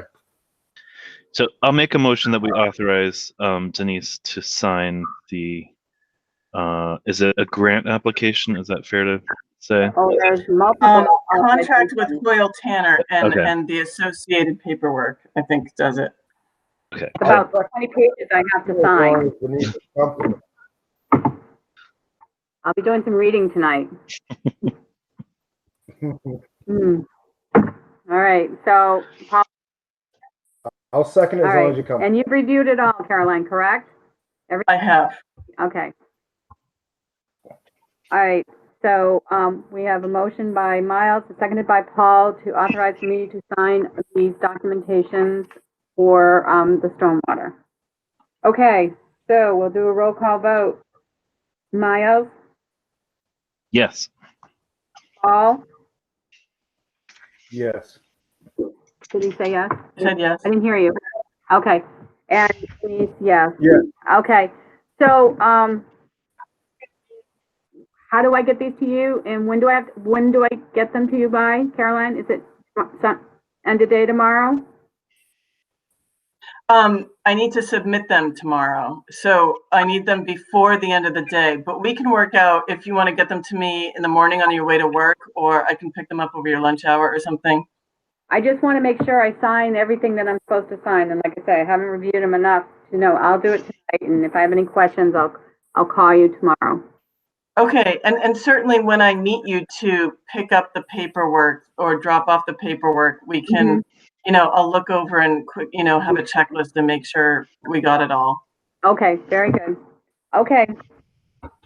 So we'll get Come that in there. All right. Get in here. Violet. Sorry. That's okay. Oh, look at Violet. Vibe. I didn't realize it was still raining. Oh, I can't. Well, it's not raining as hard, but yeah. We'll take it. Oh, definitely. Oh, we need it. Oh my God, yeah. All right. Letter regarding nitrogen permit. Is that another one? This is a separate issue. Yes, it's another one. Is it in here? No, because it's not before you to sign. It's just a discussion point at this point. I sent it to you in an email today, and my response to the city of Dover who drafted it. And I subsequently had a conversation with representatives from Dover about the letter. The group of communities that submitted the letter, the most recent letter objecting to the permit and asking for a peer review, those communities, including us, we received a response back from the commissioner of the Department of Environmental Services. The letter is in the email that I sent you along with Dover's drafted response. I suggest that you read it, but so the letter that I'm referencing is not the end of the conversation. There will be more responses to the letter separately that are likely to be drafted to represent the group of communities for your consideration. However, this first one is the more pressing of them, which is to say, Dover and Rochester have agreed that it would make sense to submit an additional comment to DES regarding the permit, even though the comment period is closed, and hoping they would consider this extra comment. And that is because DES doesn't feel as though enough communities mentioned in their official comments to the permit that they appreciate the adaptive mode of this permit. If you recall, one of the things that Rollinsford kind of finds a little bit difficult about this permit is really for most communities a benefit, which is to say, you can make greater strides in reducing nitrogen in your stormwater, in your rather not stormwater, in your wastewater side, and maybe you don't have to do quite as much in land use and stormwater.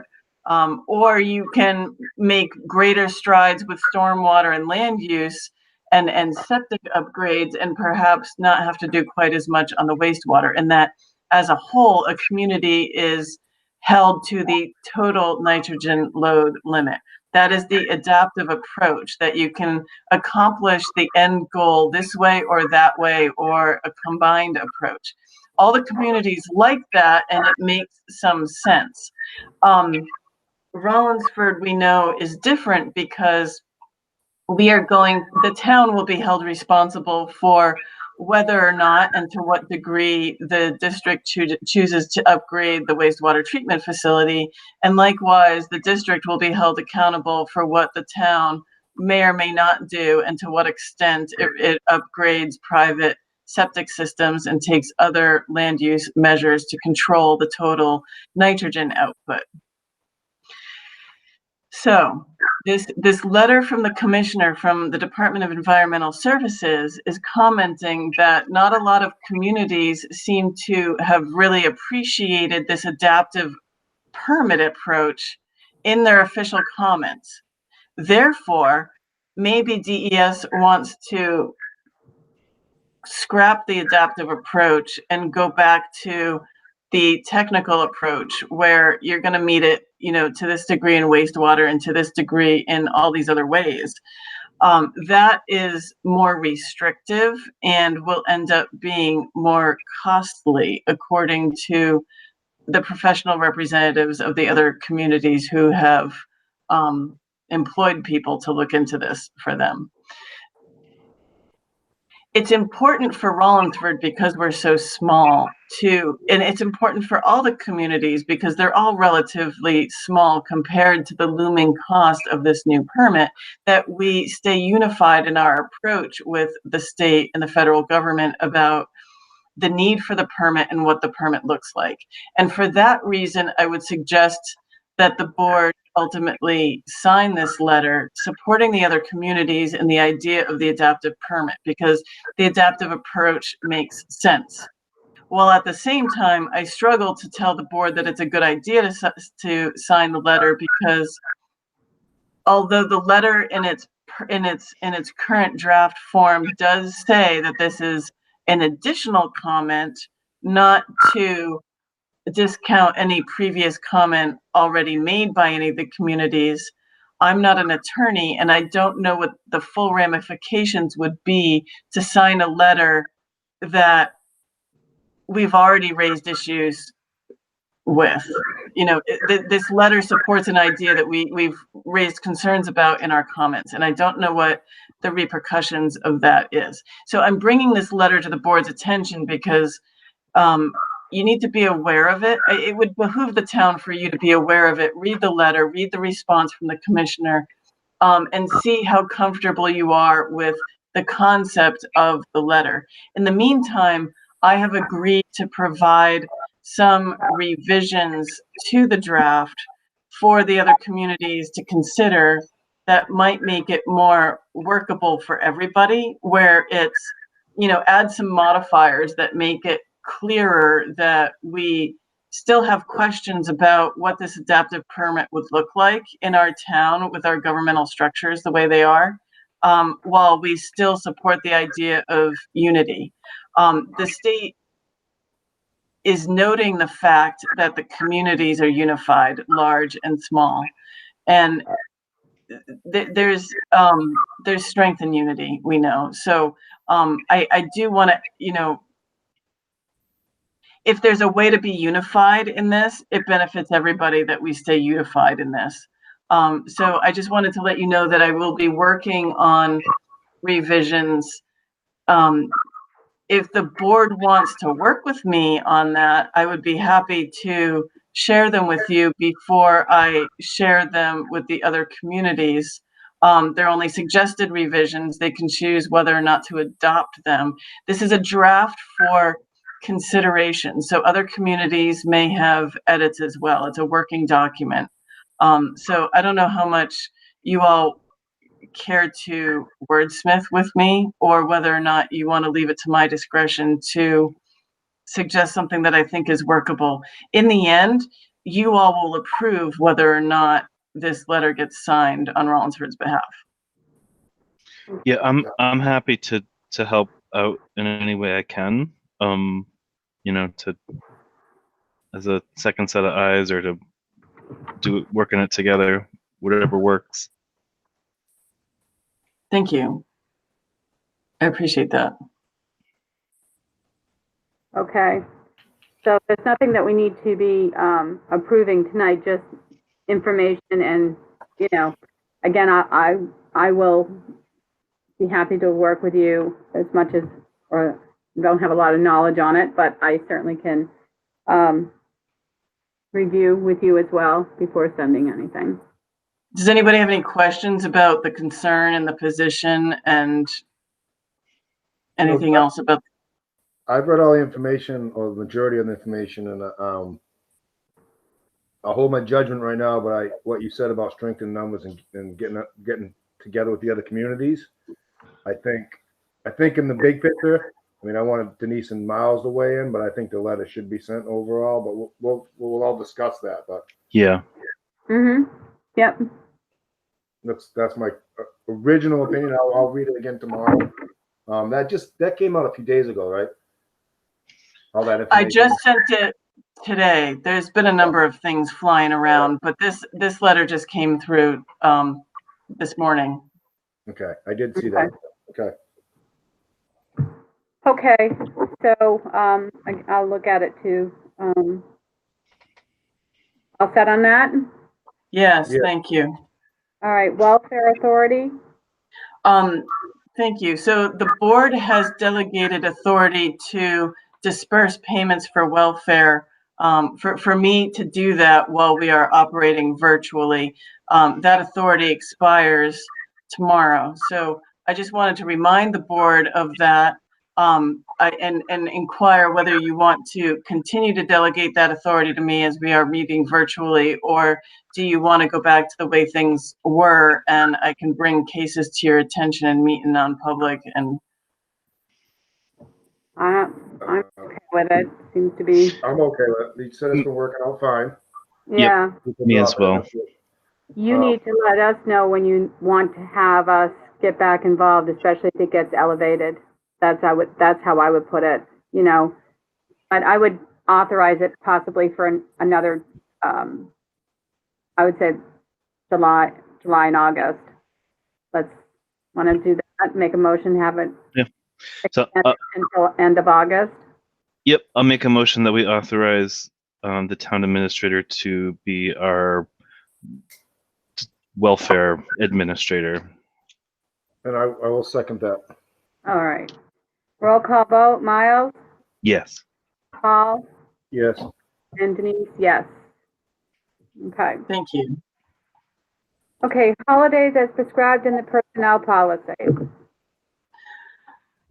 So you are aware of the conversation from the transfer station point of view, which is to say holidays are kind of confusing. They're confusing because everybody tends to want to do different things. And so the board tried to rectify that a few years ago by clarifying it in the personnel policy. I'm not sure that the language as it is now in the policy reflects the current board's desires, but it also is slightly problematic. So as it stands in the personnel policy now, it's the same for everybody. And I think it needs to be clarified that it is different for different types of employees. Different employees experience holidays differently. Full-time police officers, they get paid for a holiday whether they work it or not. And then otherwise, and so transfer station employees, town hall employees, they experience holidays differently because town hall employees are never expected to work on a Saturday. So if a holiday falls on a Saturday, that would affect a transfer station attendant, but it would not affect a town office employee. So I think there needs to be some clarity in the personnel policy. The language currently says that if a holiday falls on a Saturday or a Sunday, that the holiday will be observed by the town on Monday. the official observance of Independence this year, Independence Day is Saturday, is July 4th, and the official federal holiday is on Friday, the day before. So now we are not congruent with that. Denise noted that our public calendar, because it's a Google calendar, shows that the official holiday is on Friday. So I added something to the calendar to note that the town offices will be closed on Monday. It doesn't clarify for the transfer station when they would or wouldn't be open. So I just wanted to bring that to your attention. If Christmas were to fall on a Saturday, likely people would prefer to have Friday off rather than Monday. So I just wanted to have you all be thinking about that. Consider a revision. How do you think it could best be worded so that it serves all the different departments and everybody understands where they stand and everybody's allowed to do whatever it is that you feel they should be doing? Well, that brings up what I was going to bring up, is I think we need to get back to doing some work on our policies, and I would suggest that we do the personnel policy first and try to go through this. So are you guys willing to start up doing more policies? Yeah, I think you're right, Denise. You know, we kind of put a pause on that because of COVID. Mm-hmm. But it's time. Yeah. I mean, I would just say let's kind of maybe in the next 2 weeks kind of review the personnel policy. Then we can have it on the agenda again, Caroline, that's the policy that we're working on. And we just need to get back into it. We were doing good for a while until this COVID thing happened. So we're trying to get back on it and get some of these policies taken care of. We just have to look at the whole picture, I think. So, let's have it updated again in the 2 week span, and everyone can get them online, right? I mean, that's right. I did share the approved version with the board, but also if you search policies and look in the policy folder, you'll find the editable version. So if you wanted to go in there and make comments on the editable version, then we can all see everybody's comments, and that can be a discussion point for the next meeting.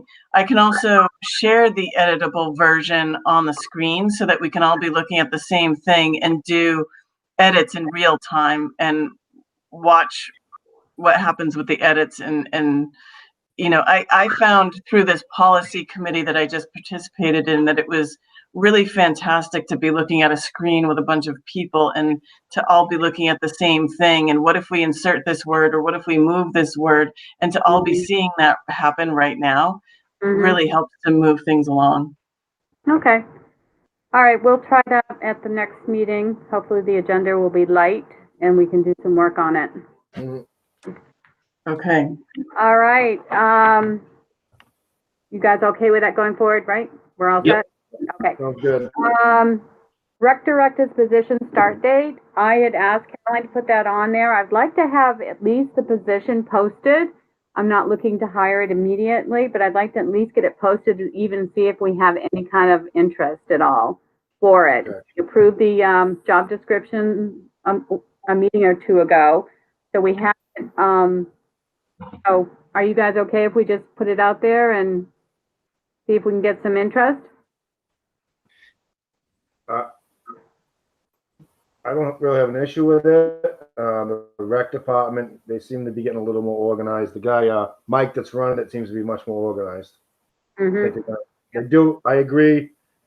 And I know you expressed, and we all got to express, they do need more people volunteering though.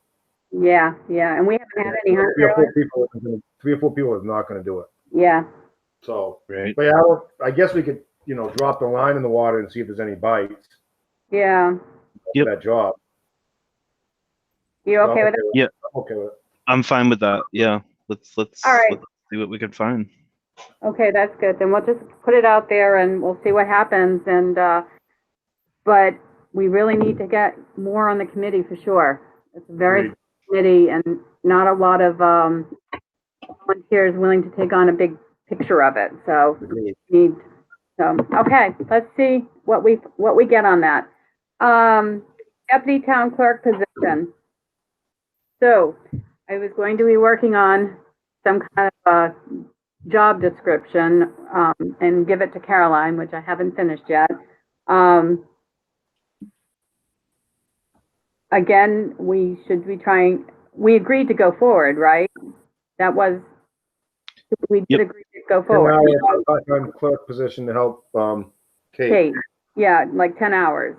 Was that the agreed upon? Was that the agreed upon? 10 hours? It was 8 to 10. I believe you decided on up to 10 or 8 to 10 Okay. hours. Okay. So 10 hours. 10 hours, thank you, Sally. Okay. So Yeah, I think 15 we an should hour. get something going soon on that too, before Kate just walks. And the other thing I just want to comment is, Caroline, thanks for that email. It explains that, you know, a person hired to do administrative work can do some of the town clerk's work. So it's not an issue there. no, it's not. And one of the reasons I sent that is because it may be worth restructuring how we provide those services to the public. And that's something to think about as you work on this job description and approving the job description. Maybe it's always a staff person who does certain functions that have been performed by the town clerk, and it's just done under the supervision of the town clerk. If you're going to have two people performing that function, one at the 20 hours that were open or so, and someone else at fewer hours, I don't know if the current town clerk would be willing to stay the official town clerk for a small number of hours per week, you know, be the support position and hire somebody that works the majority number of hours a week. You know, in other words, you can flip this whole situation on its head if you want. Yeah. And the benefit of that is that you will always have the employee staffed to do the functions you need, and you're not at the whim of elections every 3 years because it's so hard to get a new person trained for motor vehicles. It's such an extensive training plus elections plus vital records. But it would also potentially be a way to keep the town clerk. I don't know that. I mean, she hasn't agreed to this idea, but she's a resource. She's been around for a long time and she's very knowledgeable. And if it's a way to keep her as a support position for reference for a new person, I think there's a lot of value in that. I agree. Okay, so we will, I will get to you probably by the end of the week on the deputy clerk, my thought process on the job description. And then once that is, we'll send it out to the both of you just to make sure that everything looks okay with you too. And then we can go ahead and proceed to post it. Okay. All right. Are you guys okay with that? Both of you? Do you have a starting point? Do you have like a template you're using, Denise? I just was writing down descriptions of duties, and I have not blended it together yet. Okay, gotcha. I do have a template because we did this for the rec director and a number of other positions for the rec department and the bookkeeper positions.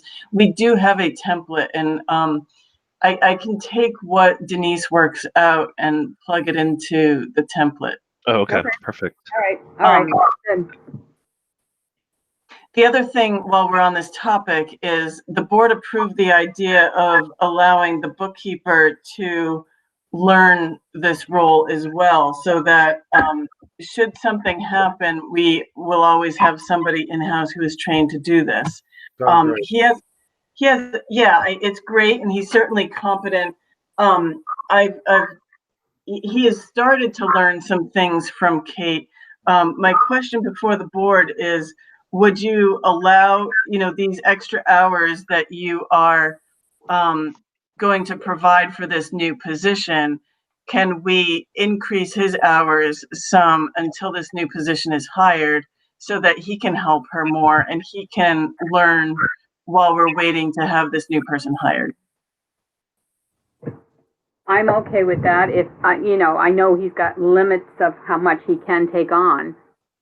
So he's going to have to tell us how many hours he's willing to be able to work. I asked him about the 10, since you had decided to post this for 10, he can handle 10. I would, if it would be any more than that, then I would want to revisit that with him, but he can handle 10. Does that put him in a different class of employee? Like No. part-time? Okay. I mean, I mean, yeah, it as long as- doesn't become, it doesn't, 36 is full-time? Equivalent. well, so 32 is 32 is full time. We can, it's temporary. Temporary is different than consistent. Okay. We have to make sure that he is not consistently working 32 in an ongoing way. But, if you're authorizing this as a temporary bump in his hours, then that's fine and it doesn't change his class. Okay. Yeah, Yep. I'm fine with that. And Me as well. And Paul, you're all set with that as well, Sure. right? Yep. Okay. So do you want a hard vote on that, Caroline? Yes, please. Okay. Okay. So someone make the motion, please. I'll make a motion that we allow an increase in the bookkeeper's hours as he gets trained for motor vehicles. All right. Okay. Roll call vote. Miles? Yes. Paul? Yes. Denise? Yes. Thank you. Okay. No, thank him for being willing to Yeah. step up and do it. So it's always good to have more people trained than less. And of course, Andrea is also still trained as well in the event that she gets slowed down. She can help too during this transition time. I hope so. Okay. All right. Board meeting, board members updates. And Just the only one thing I request is, it's a minor request, Caroline, but the day of board meeting, can you send the agenda out sometime during the day so I can just read it over? Do you have the agenda? Sure. Do you have the agenda of the day of? It's always searchable. If you go into the drive and you search the agenda, it'll always come up. But yes, Okay. I can share Nope. it. If Sure. I can find it on the drive, I'm cool with that. yep. Okay, Okay. thank you for that. Sure. I just want to be a little prepared, a little better prepared when I can read through it and know what's going on. Okay. Absolutely. Yep. I agree. Yep. Um, I'll give my minor update. After our last meeting, we had talked about getting CIP together. I touched base with Caroline to start getting that committee formed. I don't know if you heard back, Caroline, from any of the committee heads. I have not, except for planning. Planning board is not, they don't have any cases for July. They would have canceled the meeting, but they'll continue to meet just for the purpose of delegating somebody to serve on CIP. Oh, that's nice. Budget and school would be the other ones. I've not heard back from them. I'll send a follow-up though. Okay. okay. Paul, did you want to give us a quick update on your rec meeting? Yeah, Caroline, you were there. Denise, I think you were there for part of it, but it went fairly well. I got my notes. They're talking about getting more volunteers. They were going to they were going to finalize their program they're going to send out to parents to read. Like I said, Mike seems to have pretty control under it. Mhm. There's really only about 3 or 4 people really involved though, and I'm supposed to reach out to Kelly Anderson to see if she want to be assistant secretary, but I don't know if that'll happen either. So, like I said, they're gonna have to. I'll stress again, and I know they're stressing it. They need to get about 6 or 8 more parents involved. I hope. That would be many hands to help, with the jobs of having a tough thing for the last couple of years of getting volunteers. Unfortunately, we had some good, and they had to leave for some reason. Right, and I only see about 3 or 4 people right now taking responsibility. Caroline, you want to put any input into that? I know you stressed it too. Yeah.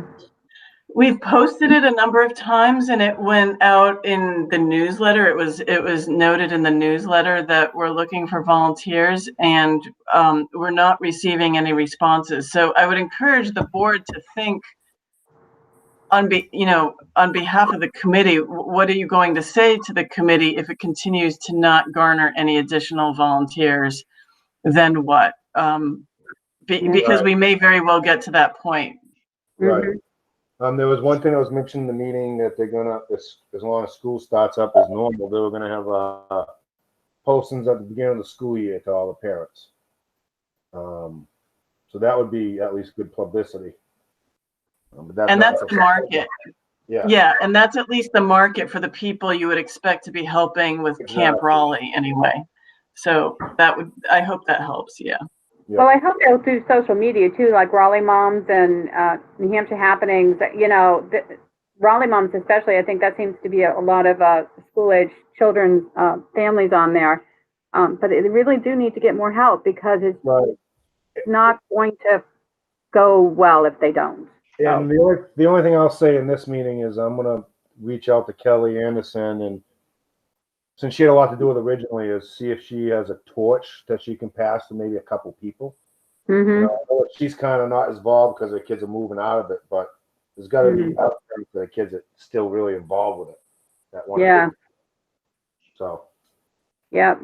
So, all right, we'll keep trying to get that to happen. Miles, any updates? Nope, nothing beyond CIP. Yeah, me either. How about town administrator updates? We've gone through a number of them through this meeting, but I'll just add a couple of things. I've forwarded to you the results of the Municipal Association Policy Committee. I forwarded that to you. It's still subject to approval by the general membership, but those are the policies and sort of the constitution that NHMA is going to use when it starts lobbying the legislature for the upcoming season. So it's important and interesting. We were able to get some important things in there regarding nitrogen, but also I'm not sure if you're aware, but we have a resident in town. I only just found this out this week that there are areas in town that do not have access to high-speed internet. Comcast doesn't have, they don't have internet on the line right outside their house. So they would have to pay however much it would cost for Comcast to extend the line to their house. I reached out to our representative with Comcast to see if there was state aid that could help that resident right now because of the virus and homeschooling and working from home and all that. I'm hopeful that we'll be able to get that residence signed up. Clearly, there are other residences along Route 4 that it's a state problem that I really thought was more in other areas of the state. I didn't expect that to be a problem in Rollinsford, but that was something that we were able to talk about in this policy group. One of the problems is that communities struggle with internet providers because whether or not Comcast or Spectrum or whatever your local utility, if it has internet on the line outside your house or on what street, they don't have to provide that information, and they often don't provide that information because it's proprietary and protected. But that leaves the communities in a position where they're not able to fix the problem of, you know, where is access? How do we get people hooked up, and how do we improve the situation for people? So I just wanted to make you aware that that's not just an elsewhere problem. It is also a Rollinsford problem, and we worked that into the policy somewhere that we're going to. There was some debate with me and others about whether we should require or just encourage internet providers to share that information with communities who would then have to protect that information and use it in a limited way. But I hope that that can benefit us as well as other people. I just wanted to make you aware of that because I was kind of shocked that living in the Seacoast, you know, anybody that I've run into has access, and I didn't think access was really a problem, but lo and behold, it is for some. So On Route 4 is surprising. You think yeah, 4? on Route 4. Wow, I would never expected that. I mean, I'm thinking maybe like Sligo Road or something like that, you know, something way in the outskirts of the town. Well, and it's not in the middle of nowhere on Route 4. It's relatively close to a cross street that has access. And it's so it's within a quarter of mile of a line, and it's going to cost, they were quoted at least $5,000 to Oh, wow. have Comcast extend the line. Oh my God. So that's really prohibitively expensive for most people to hook up. And then also, just because a provider has the line outside your door doesn't mean that they're accepting new customers. That doesn't mean that they're going to let you hook up just because the line is right there. A lot of people don't realize that. So it's a state problem, but we're working on it here, and I got Comcast involved. So hopefully that resident will get their issue solved soon. But it's an interesting problem. But in any case, you have all of the final work in your email box if you want to look at what we've been working on and what the result is. Aside from that, you know, you all are working on your town clerk job description. I wanted you to know that I'm working on job descriptions for the janitor and the tax collector and the minute takers. Those are not job descriptions we've had on file, and I'm really trying to heed the words from the public about how much they really want evaluations. And it's really hard to evaluate employees if we don't have job descriptions on hand. So I'm working on that. And so once I have conversations with employees about their job descriptions, and I think we're on the same page about that, then I'll send those job descriptions along to the board for approval. So that's pending and out there. Okay. All right. Thank you. Community input. Well, I have an idea. Okay. For the doors, why not use like a hospital bed? A table, you know, the bed tables in nursing homes or hospitals. It's on wheels, it's like a tray. Yeah. And it's very light, very easy to move, and it would provide a great demarcation. And It's good actually a work. nice size so that when people need to leave the room, they can do so without the same kind of production as moving a big table. Right. Well, look into and find out how much they are, Caroline. I'm sure you can find them in one of the office supplies books. Thank you, Salma. Yeah, I will. Thank you. Good idea. Thank you. All right. Anybody else? All right, hearing none. Do I have a motion to adjourn? Oh, no non-public, right? No more non-public, right? No more non-public. We are otherwise done. I move we adjourn. All right. I'll second. All right, roll call. Miles? Yes. Paul? Yes. Denise, yes. Thank you very much, everyone. Adjourn. I'm really glad Good job, we did everyone. this Thank you. and not have to go out in the rain. That's pretty good. Yeah. Okay, good night, everyone. Have a good night. Good night. Thank you. All righty. Bye.